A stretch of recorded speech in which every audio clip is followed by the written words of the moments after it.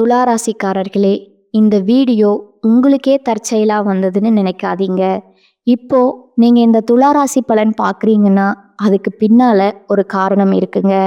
சமீப காலமா மனசுல ஏதோ ஒரு குழப்பம் அல்லது எப்ப நல்ல மாற்றம் வரும்னு ஒரு கேள்வி இருந்தா, அந்த கேள்விக்கான பதில தேடி தான் இப்ப நீங்க இங்க வந்திருக்கீங்க.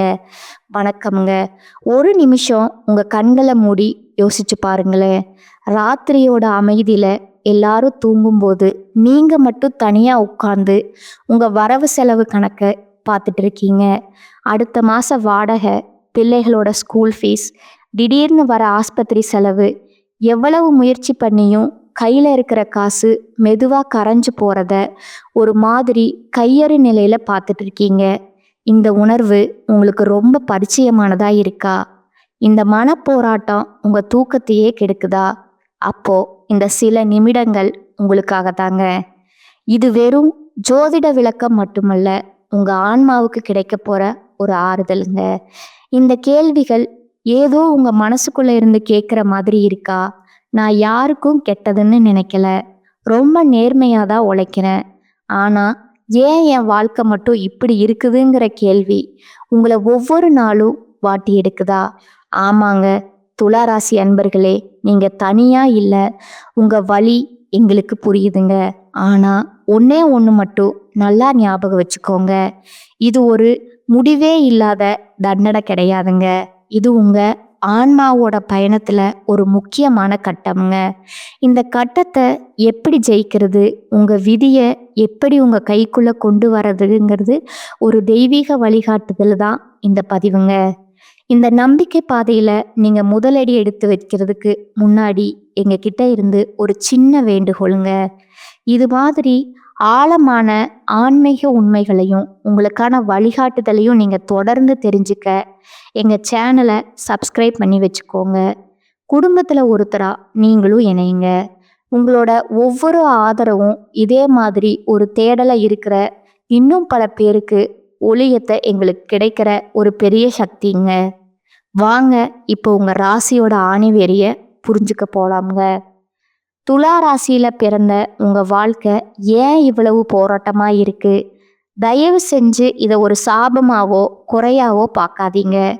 இத பிரபஞ்சம் உங்களுக்கு கொடுத்த ஒரு பெரிய கௌரவமா பாருங்க. ஆமாங்க, இது ஒரு கர்ம போராட்டம்ங்க. உங்க ஆன்மாவை அடுத்த லெவலுக்கு கொண்டு போறதுக்காக பிரபஞ்சத்தால ரொம்ப கவனமா டிசைன் பண்ணப்பட்ட ஒரு ஸ்பெஷல் பாதை இதுங்க. ஜோதிட சாஸ்திரத்துல 12 ராசிகள்ல பூர்வ ஜென்ம கர்ம வினைகளை கரைக்கிறதுல துலா ராசிக்கு தான் ஃபர்ஸ்ட் பிளேஸுங்க. இதுக்கு என்ன அர்த்தம் தெரியுமா? உங்க ஆன்மா ரொம்ப மெச்சூர்டான ஒரு ஆன்மாங்க. கஷ்டமான பாடங்களை கூட கத்துக்கிற பக்குவம் உங்ககிட்ட இருக்குன்னு பிரபஞ்சம் நம்புதுங்க. ஸ்கூல்ல நல்லா படிக்கிற ஸ்டூடெண்ட் கிட்ட தானே டீச்சர் கஷ்டமான கணக்கு கொடுப்பாங்க. அதே மாதிரி தான் இந்த வாழ்க்கை. பள்ளியில பிரபஞ்சம் உங்களை தேர்ந்தெடுத்திருக்குங்க. நீங்க சந்திக்கிற ஒவ்வொரு பண கஷ்டமும் உங்க கர்மாவோட ஒரு பகுதியை எரிச்சு உங்களை ஒரு வைரம் மாதிரி ஜொலிக்க வைக்க போகுதுங்க. அதனால துவண்டு போயிடாதீங்க. நீங்க ஒரு பெரிய ஆன்மீக போர்க்களத்தோட மாவீரங்க. சரி, இந்த கர்ம போராட்டத்துக்கு ஜோதிட ரீதியா என்ன காரணம்? இதோ ஸ்கிரீனை பாருங்க.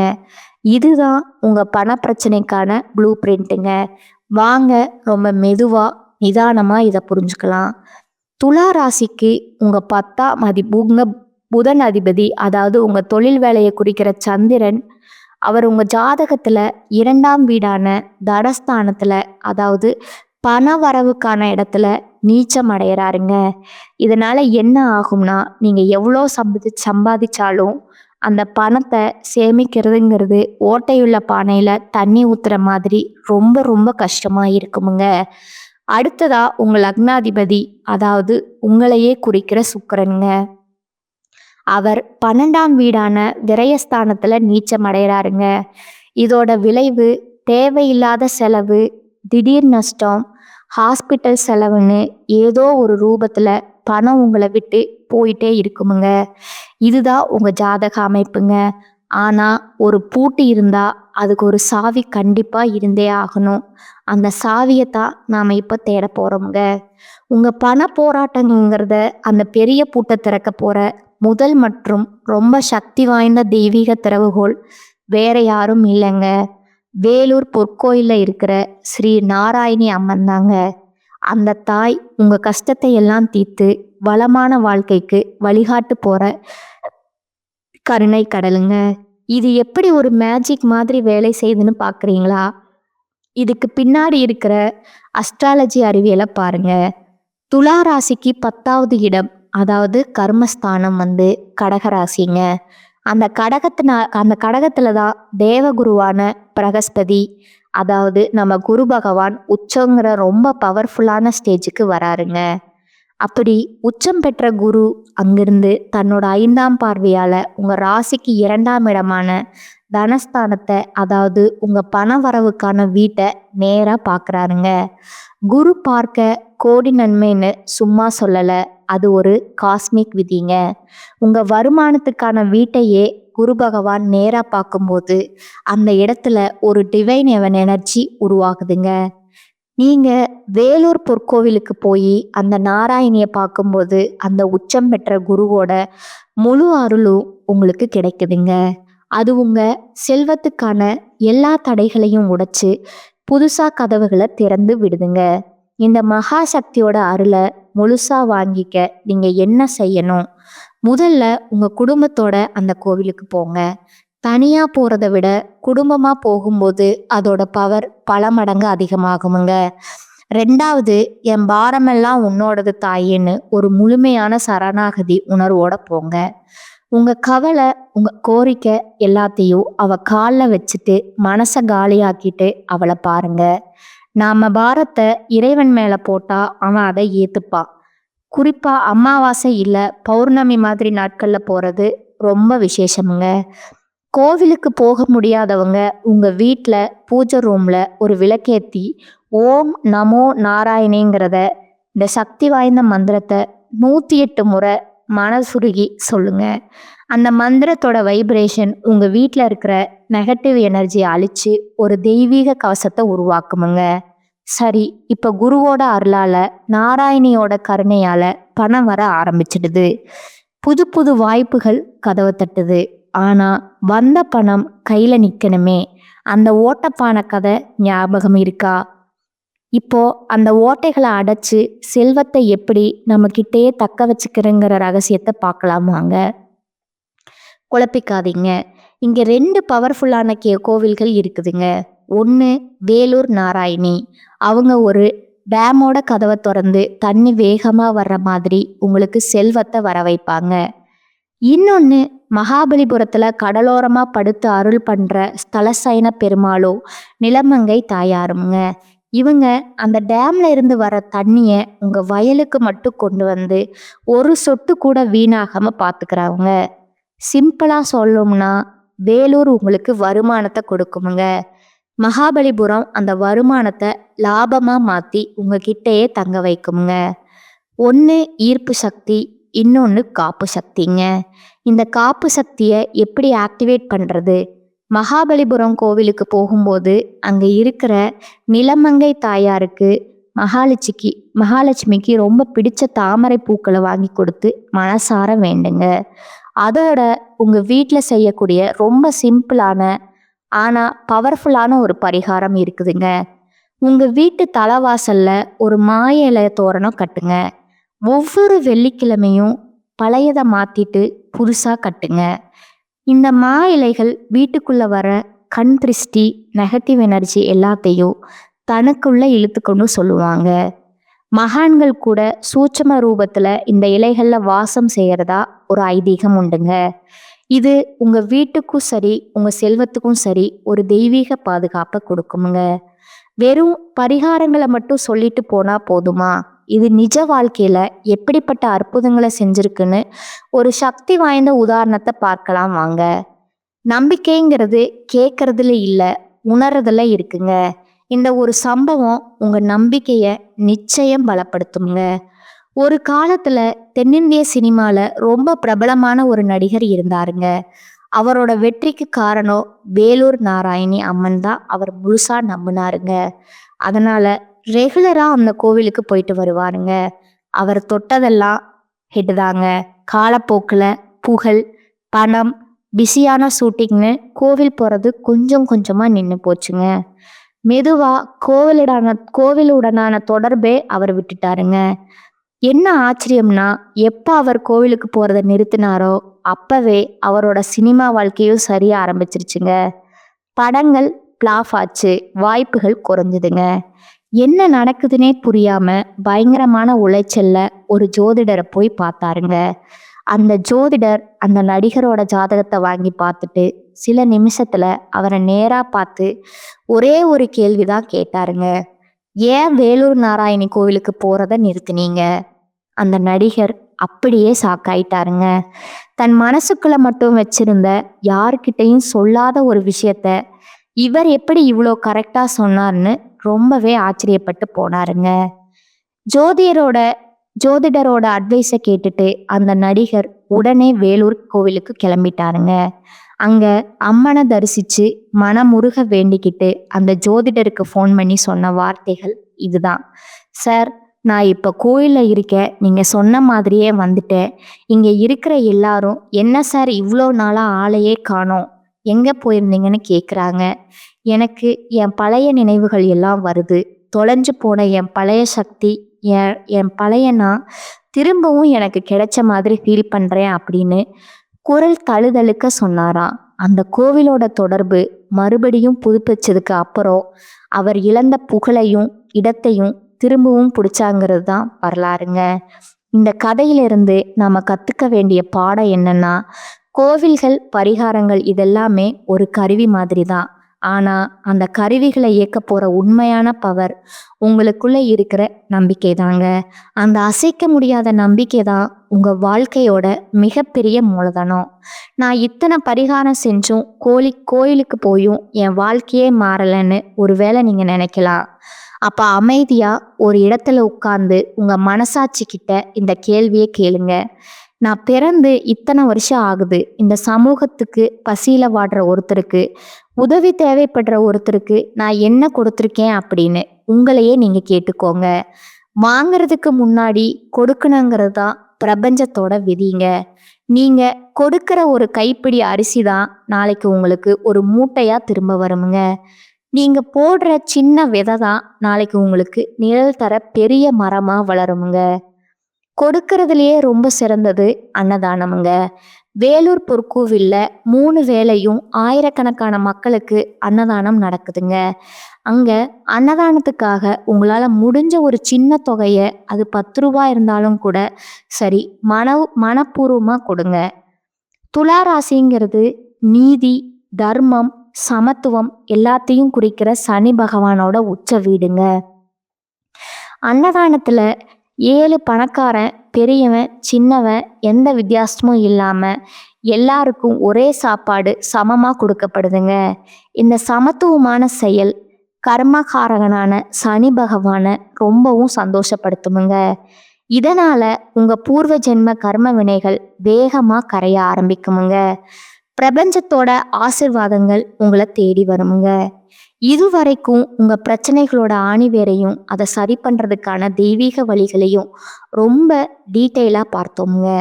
இப்போ நீங்கள் வெற்றியை நோக்கி போகிறதுக்கான ஒரு தெளிவான 5 ஸ்டெப் பிளானை உங்கள் முன்னாடி வைக்கிறேங்க. முழு நம்பிக்கையோட இந்த பாதையில் உங்கள் முதல் அடியை எடுத்து வைங்க. உங்கள் செழிப்புக்கான பயணம் இதோ. ஸ்டெப் 1 ஏற்றுக்கிறதுங்க. உங்கள் வாழ்க்கை ஒரு கர்ம பயணம்ங்கிறத புரிஞ்சுக்கிட்டு அது முழு மனசோட ஏற்றுக்கோங்க. அந்த ஸ்டெப் இருக்கிறதுங்க. செல்வத்தோட கதவுகளை திறக்க வேலூர் நாராயணியோட அருளை பெறுங்க. ஸ்டெப் 3வது பார்த்தீங்கன்னா பாதுகாக்கிறதுங்க. வந்த செல்வத்தை வீணாக்காம காக்க மகாபலிபுரம் ஸ்தலசேன பெருமாளை வணங்குங்க. அடுத்ததா ஸ்டெப் 4 பார்த்தீங்கன்னா பராமரிக்கிறதுங்க. உங்கள் வீட்டில் பாசிட்டிவ் எனர்ஜியை மெயின்டைன் பண்ண மாயில தோரணத்தை பயன்படுத்துங்க.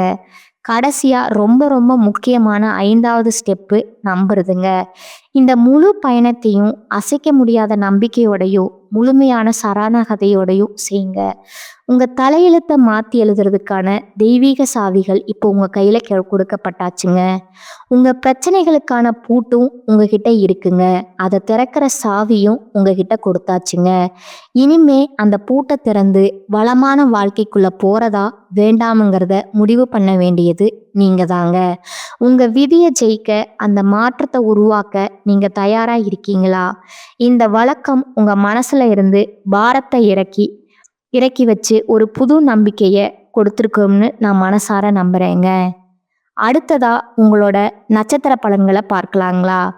உங்களுக்கு இந்த வரக்கூடிய மார்ச் 15 பிறகு பார்த்தீங்கன்னா சனியுடைய வக்ர நிவர்த்தியும், குருவுடைய வக்ர பயிற்சியும், சுக்கிர பயிற்சி, சூரிய பயிற்சி, ராகு கேது பயிற்சி, அது மட்டும் இல்லாமல் கடைசியாக பார்த்தீங்கன்னா உங்களுக்கு 5 வருட கிரகங்களுடைய சேர்க்கைன்னு ஒவ்வொரு காலகட்டத்திலையும் உங்களுக்கு இந்த பலன்கள் கிடைக்க போகுதுங்க. அதன் மூலமாக இனி வரக்கூடிய நாட்களை பொறுத்த வரைக்கும் உங்களுக்கு மிகப்பெரிய ஒரு ராஜயோகத்தை கொண்டுள்ள நாட்களாகவே பார்க்கப்படுதுங்க. முதலாவதா மார்ச் 15ஆம் தேதிக்கு பிறகு சனியுடைய வக்ர நிவர்த்தியானது ஸ்டார்ட் ஆக போகுதுங்க. அது என்ன சாமி சனியுடைய வக்ர நிவர்த்தி அப்படின்னு நிறைய பேர் கேட்பீங்க. தற்பொழுது சனி பகவான் மீன ராசியில் வக்ர நிவர்த்தி அடைய போகிறாருங்க. அப்படி வக்ர நிவர்த்தி அடையிறதுனால என்ன ஆகும்னா, இத்தனை நாட்களாக நெகட்டிவாகவும் மைனஸாகவும் மட்டுமே செயல்பட்டு கொண்டிருந்த சனி பகவான் தற்பொழுது உங்களுக்கு ப்ளஸ்ஸாக மாறி செயல்பட போகிறாருங்க. அப்படி ப்ளஸ்ஸாக மாறும்போது என்ன ஆகும்னா, கடந்த காலகட்டங்களில் சனி பகவான் மூலமாக உங்கள் வாழ்க்கையில் நீங்கள் எதையெல்லாமோ இழந்துட்டு கஷ்டப்பட்டுட்டு வருத்தப்பட்டுட்டு இருக்கீங்களோ அது அனைத்தும் திரும்ப பெறக்கூடிய ஒரு காலகட்டமாக பார்க்கப்படுதுங்க. அதற்கு அடுத்ததாக குருவுடைய வக்ர நிவர்த்திங்க. இத்தனை நாட்களாக குரு பகவான் பார்த்தீங்கன்னா உங்களுடைய ராசியில் 2ஆம் இடத்துல இருந்ததுனால தான் பொருளாதாரத்தில் மிகப்பெரிய பின்னடைவும் எந்த ஒரு முன்னேற்றமும் லாபம் எதுவுமே இருந்திருக்காதுங்க. தற்பொழுது 2ஆம் இடத்துல இருந்து 3ஆம் இடத்தை நோக்கி லக்னஸ்தானத்தை நோக்கி குரு பகவான் போகிறதுனால ஒட்டுமொத்த குரு பயிற்சி பலனும் தற்பொழுது உங்களுக்கு முழுமையாக கிடைக்க போகுதுங்க. அதன் மூலமாக பொருளாதாரத்தில் ஒரு மிகப்பெரிய அசுர வளர்ச்சி அப்படிங்கிறது வரக்கூடிய நாட்களில் உங்களுக்கு காத்துட்டு இருக்குதுங்க. அதற்கு அடுத்ததாக சுக்கிர பயிற்சிங்க. சுக்கிர பயிற்சியை பொறுத்த வரைக்கும் பார்த்தீங்கன்னா சுக்கிர பகவானை ராசி அதிபதியாக கொண்டது ரிஷபராசிக்காரர்களும் நீங்களும் தாங்க. என்னதான் சுக்கிரனை ராசி அதிபதியாக கொண்டிருந்தாலும் எதுக்குங்க இவ்வளோ கஷ்டம் வருது? குறிப்பாக பார்த்தீங்கன்னா பணத்தில் அதிகமாக நெருக்கடியை சந்திக்கிறது யாருன்னு பார்த்தீங்கன்னா அது முழுக்க நீங்கள் தாங்க. இதற்கு காரணமும் உங்களுடைய குணங்கள் மட்டும்தாங்க. ஆனால் இனி வரக்கூடிய இந்த சுக்கிர பயிற்சி காலகட்டங்களில் ஒரு உச்சத்திற்கு போகக்கூடிய வாய்ப்புகள் பார்த்தீங்கன்னா உங்களுக்கு அதிகமாகவே இருக்குதுங்க. ஒருத்தன் வாழ்க்கையில் கொடி கட்டி பறக்கிறான்னா அவனை பார்க்குறவங்க எல்லாருமே அவனுக்கு என்னப்பா சுக்கிரன் உச்சத்தில் இருக்கார் அப்படின்னு சொல்லுவாங்கங்க. அந்த அளவுக்கு உச்சத்திற்கு போகக்கூடிய வாய்ப்புகள் பார்த்தீங்கன்னா உங்களுக்கு அதிகமாகவே இருக்குதுங்க. அடுத்ததா ராகு கேது பயிற்சிங்க. ராகு கேது பயிற்சின்னு சொன்னாவே எல்லாருமே பயப்படுவாங்க. ஏன்னா கடந்த காலகட்டங்களில் அதனால் நிறைய இழப்புகள், பண கஷ்டம் இந்த மாதிரி நடந்திருக்குமுங்க. ஆனால் இனி வரக்கூடிய ராகு கேது பயிற்சி காலகட்டம் அப்படிங்கிறது தற்பொழுது வரக்கூடிய காலகட்டம் கடந்த காலகட்டத்தில் ஏற்பட்ட உடல் சார்ந்த பிரச்சனைகள் அனைத்தும் முழுவதுமாக நிவர்த்தி பண்ணக்கூடிய ஒரு காலகட்டமாகவே அமைஞ்சிருக்குதுங்க. அடுத்ததாக பார்த்தீங்கன்னா உங்களுடைய நட்சத்திர பலன்களை பார்க்கலாங்களா? முதலாவதா சித்திரை 3, 4ஆம் பாதங்கள். இனி வரக்கூடிய நாட்களில் மாணவர்கள் சக மாணவர்களுடன் பழகும்போது கவனம் தேவைங்க. கல்வியில் வெற்றி பெற கூடுதலாக உழைக்க வேண்டி இருக்குமுங்க. மனதில் கொண்ட குறிக்கோளை அடையும் வர சுறுசுறுப்பாக செயல்பட்டு வெற்றி பெறுவீங்க. கெட்ட கனவுகள் உண்டாகலாமுங்க. எதிர்பாராத இடமாற்றம் ஏற்படுமுங்க. உஷ்ண சம்பந்தமான நோய் ஏற்படலாமுங்க. 2ஆவதா சுவாதி நட்சத்திரக்காரங்க. இனி வரக்கூடிய காலகட்டத்தில் எதிர்பார்த்த பணம் கைக்கு வர தாமதமாகுமுங்க. அதனால திடீர் பண நெருக்கடி வரலாமுங்க. இடம் பொருள் அறியாம பேசுவதால அடுத்தவர்களிடம் மனஸ்தாபம் உண்டாகலாமுங்க. தொழில் வியாபாரத்துல திடீர் செலவுகள் உண்டாகுமுங்க. பண வசூல் தாமதப்படலாமுங்க. வீண் அலைச்சல் இருக்குமுங்க. உத்தியோகத்துல இருப்பவர்களுக்கு தேவையற்ற பயணம் செல்ல நேரலாமுங்க. கூடுதல் பொறுப்புகள், அடுத்தவர் பணியை செய்வது போன்றவையும் வந்து சேருமுங்க. 3வதா விசாகம் 1, 2, 3ஆம் பாதங்கள். இனி வரக்கூடிய காலகட்டத்தில் குடும்பத்தில் இருப்பவர்களுடன் அனுசரித்து செல்வது நல்லதுங்க. கணவன் மனைவிக்கு இடையே மனம் விட்டு பேசி எடுக்கும் முடிவுகள் நன்மை தருவதா இருக்குமுங்க. பிள்ளைகளின் எதிர்காலம் பற்றிய கவலை உண்டாகலாமுங்க. எதிர்பாராத செலவு உண்டாகுமுங்க. அடுத்தவர்களிடம் பழகுவதில் கவனம் தேவைங்க. பண வரத்து தாமதப்படுமுங்க.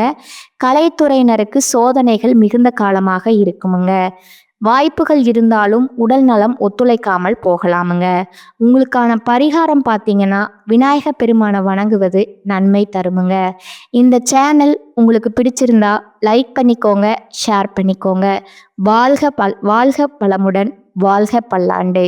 நன்றி, வணக்கம்.